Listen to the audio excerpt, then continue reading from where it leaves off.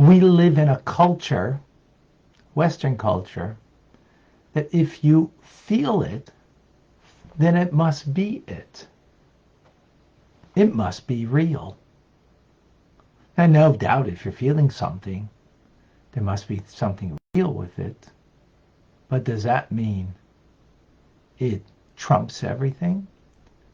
Because I feel something, I am something?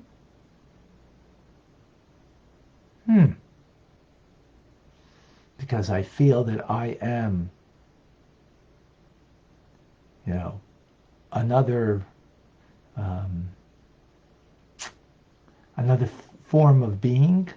So I become that form of being because I feel that way.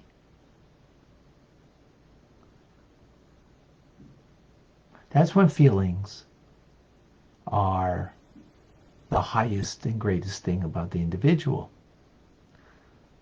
Or if feelings are supposed to come from one's mind that gives it boundaries, gives it parameters, gives it proper self-expression, so then not all feelings are appropriate feelings. Some feelings either need to be discarded, like having a negative feeling towards a loved one.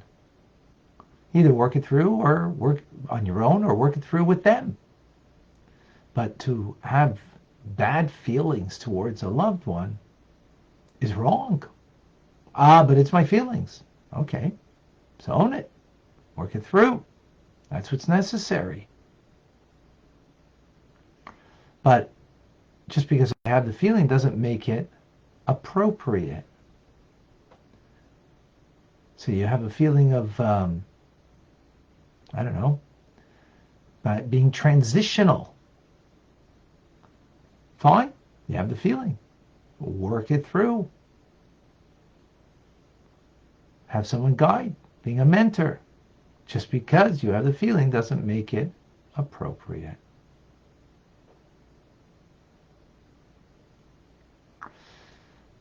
Welcome to Tanya today. I'm Rabbi Ronnie Fine, coming to you from Chabad, Zichron Kadesh in Montreal, Canada. It's a privilege and a pleasure to share with you the Tanya. And we continue our conversation in the fourth essay.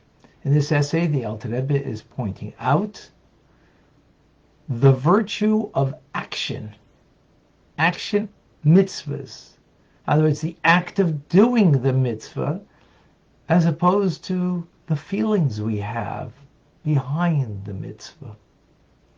Not to discount the feelings. Yes, the feelings of love and awe that a person has towards even God are wonderful. But there's still something lacking in and of itself, that the action-oriented mitzvahs are even greater. And we need to have some preface to this by understanding the following. This is the Tetragrammaton, God's name, Yud and a Hey and a Vav and a Hey. Now, we pronounce it Havaya. That's what we pronounce it, because we're not allowed to pronounce God's name, this name. Even in prayers we don't. It's Adoi Shem, which is not the way it's written. And each letter is a representation of the full way that you pronounce. It's not fully written out, the letter, and the way you pronounce it.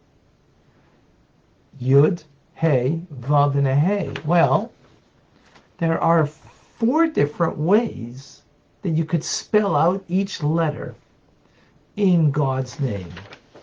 And here they are. Interesting to note that the Yud will always be spelled Yud Vav Dalid. There's no other way in the pronunciation of the word, or the letter rather, Yud, there's no other way to pronounce it but Yud Vav Dalid. Right? Hey, on the other hand, you could write it out as Hey Aleph, Hey Yud, Hey, and again Hey Aleph. Vav is also three different ways you could spell out a Vav. Vav Aleph Vav, Vav Aleph Vav, Vav Vav, or Vav Yud Vav. They all are pronouncing the letter Vav. And then you have the final letter Hey again. It could be Hey Aleph, Hey Yud, Hey, or Hey Yud again, right? Now, what this means is, so you have here, and Mem, this name is called Ma, numeric value of 45. The Yud is spelled Yud Vav Dalid, which is numeric value of 20. Yud is 10, Vav is 6, and Dalid is 4. That gives you 20. Then you have Hey Aleph, which gives you Hey is 5, Aleph is 1, that's 6.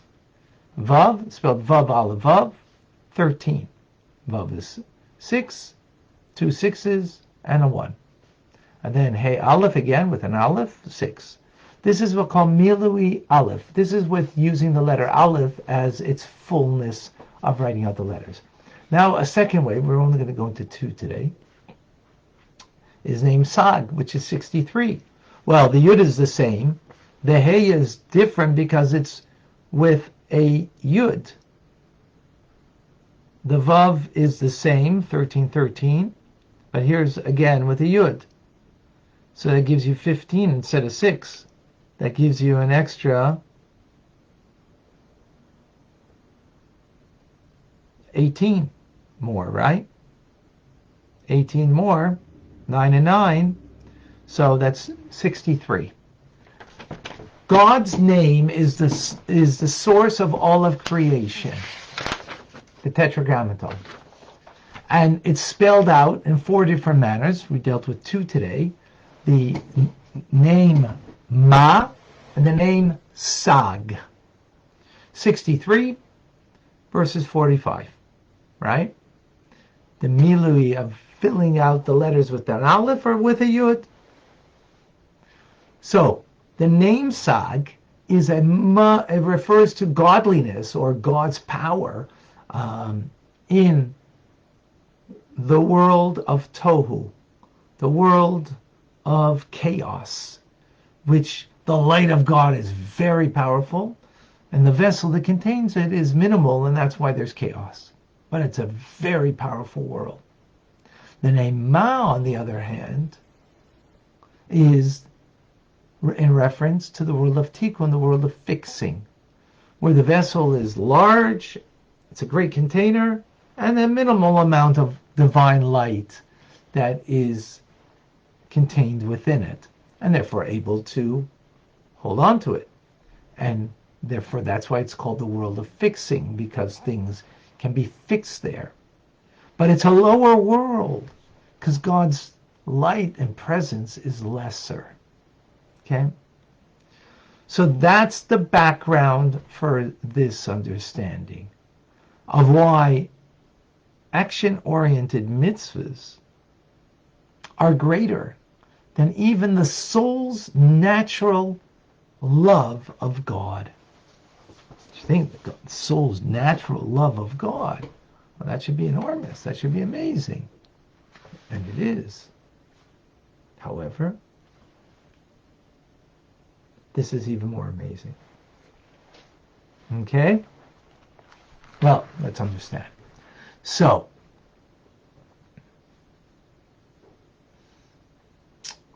in that world of tohu, of mass confusion, where the light is so great, we have the primordial breaking of the vessels. And from there fell 288 sparks from tohu, from the name Sag, of God's name, into Torah and mitzvahs in this material world. And therefore the only way you can fulfill and refine the material world and to release the power, the great power of the name Sag of God that is been concealed, imprisoned in the materiality of this world, is through doing an action-oriented mitzvah in thought, speech, or action. Well, in doing the mitzvah. And that is far superior than our soul. And the soul level of nefesh, ruach, and neshama, the three internalized part of the soul that's within us, it's a much lesser form of the divine, because the soul comes from Shem Ma, 45, Mem He, that is from the world of Tikkun, the world of fixing. Okay? There and from there the soul actually comes out from the forehead, from Adam Kadmon, from the primordial man, in the world of fixing. That's where the soul emerges from, but not even from the essence. Meaning the soul and its love and awe of God that it naturally has as being a soul, and its attachment to God, is amazing. It comes from this, from the world of Tikkun, Shema, but its connection to the love and awe of God is a mere ray of light. As opposed to when you do a mitzvah in the material world, as we said, from the primordial sparks that were shattered in Tohu and then are now in this physical world in a mitzvah, that gives us a relationship and a connection to the core essence of God. And that's greater than the soul and its connection by its natural love. And with this, we can also understand how food that comes from the inorganic or the vegetation or from animal, right? From those living things, that they derive from the world also of Tohu, from the name Sag, the greater name of God, right? It's explained over here.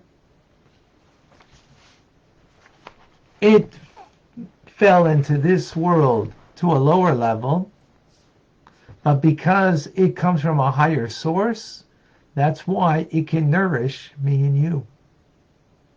Now, it doesn't make sense when you think about it, even though we know that that's the reality. But how is it that I can get nourished by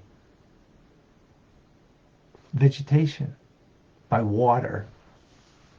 Like, okay, we understand from experience it's that way, but spiritually, how does that happen?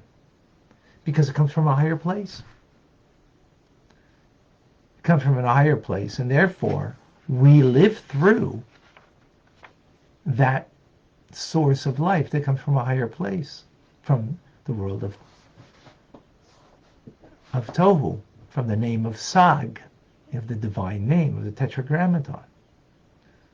And since it derives from there, it gives me the capacity to give me life, right? So what we see over here is that the material world and the action of a mitzvah in a material world is greater than the natural habitat that the soul has in its love of God. Furthermore, says the Alter Rebbe, another reason is that the natural love versus the action-oriented mitzvahs is to have a relationship to the innermost of God, my face. Well, you can't see that.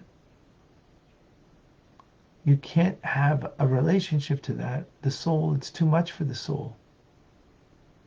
The only way you can have an innermost connection to the divine is through the action-oriented mitzvahs.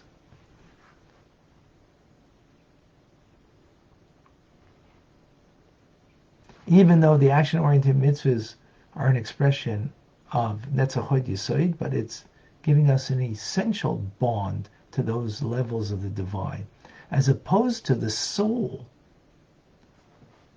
and the love and awe that the soul naturally has. it's only getting a glimmer. It's getting only the external aspects of the divine. And finally, a third reason for today of why action-oriented mitzvahs are greater, and the metaphor the Alter Rebbe uses is the difference between what a teacher gives to a student and what a parent gives to a child, or let's say here the father, just keeping with the metaphor. The teacher giving divine wisdom to the student is giving but a glimmer of it.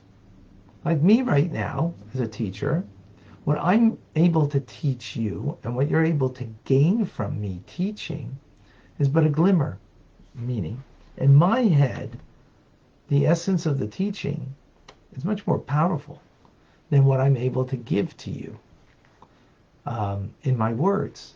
The words, teva, is like a container. It's a limitation. It doesn't have the same power as the way I understand it in my own mind. So I can't give you the essence of it. I'm giving you, a glimmer of the way it is in my mind. And furthermore, I'm not even giving you my mind. I'm just giving you an idea in my mind. But a parent and a father in this instance, with the tipa, with the seed of the father, right, then what you're getting is the essence of the father's mind. And the mother too, but again, for meaning.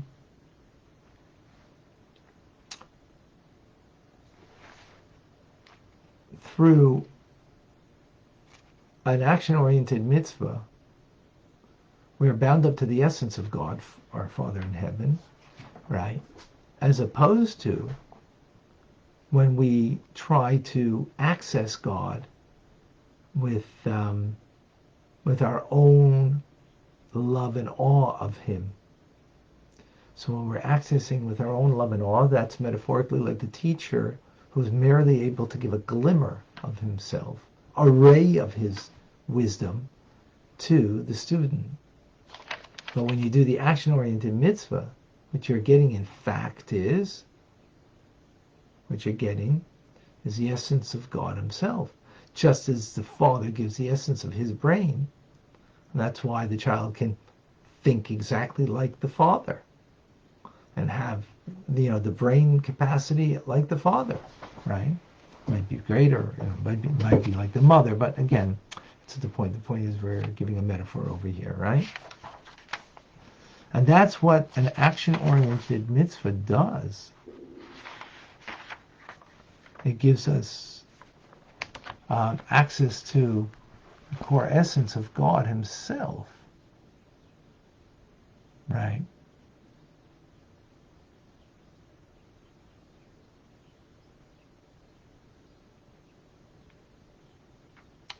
An essential bond with God, as opposed to the love and awe that the soul naturally has, and you could engage in that natural love and awe of God, by just going out in the forest and appreciating God. But that is a mere glimmer, an illumination.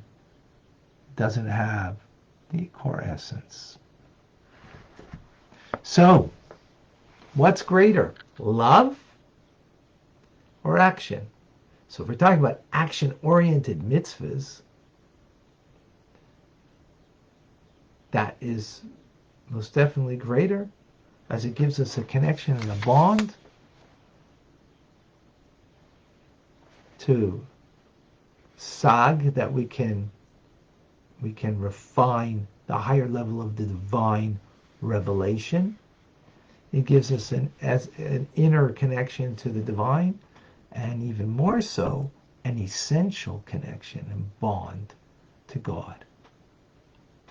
As opposed to the love that I feel, right, and enamored with, which is wonderful, but it's merely a glimmer and not a connection to the core essence of God. All right. Have any questions? Any comments? 2 question marks before you ask.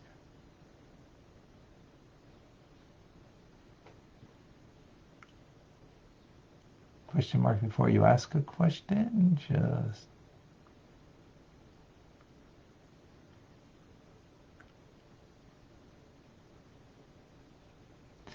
Vida. Will any of this change when Mashiach comes and we will have an open revealed Shekhinah?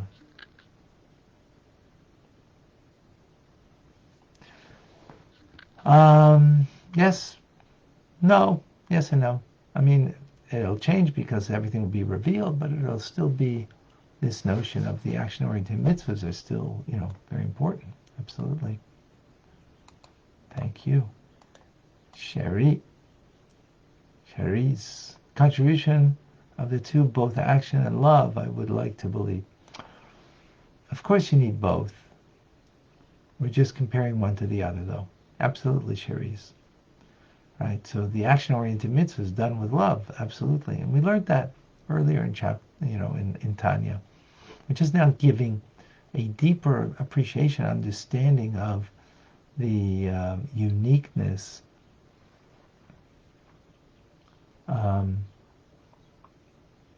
of the two. Absolutely. Any other questions?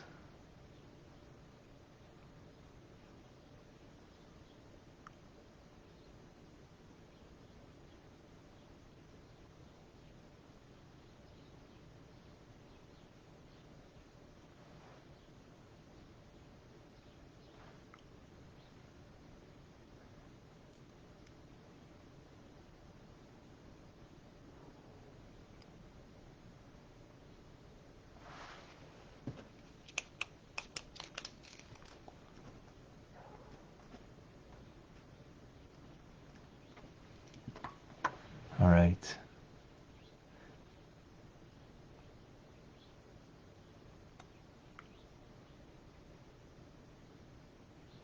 Thank you, Wendy. And Rosa from Hungary is with us. Sherry's from Israel. Our thoughts and prayers with you.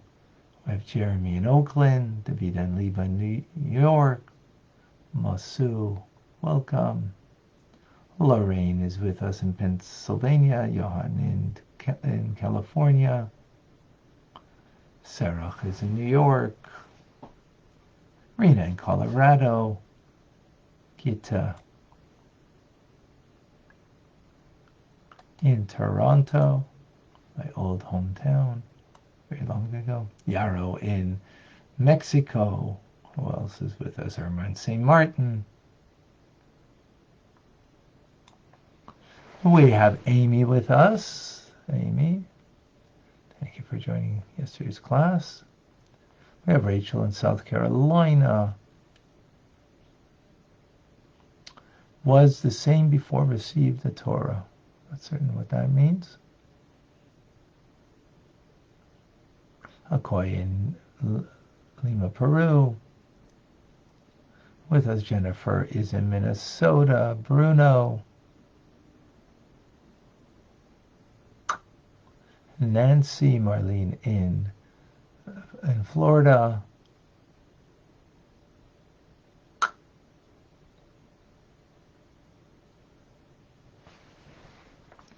And Eliana. We had a wonderful class last night, Torah studies and TRC. Thank you all for joining. Those that did join. And if you missed it, you can get it on YouTube. Go to YouTube. Tanya Rabbi.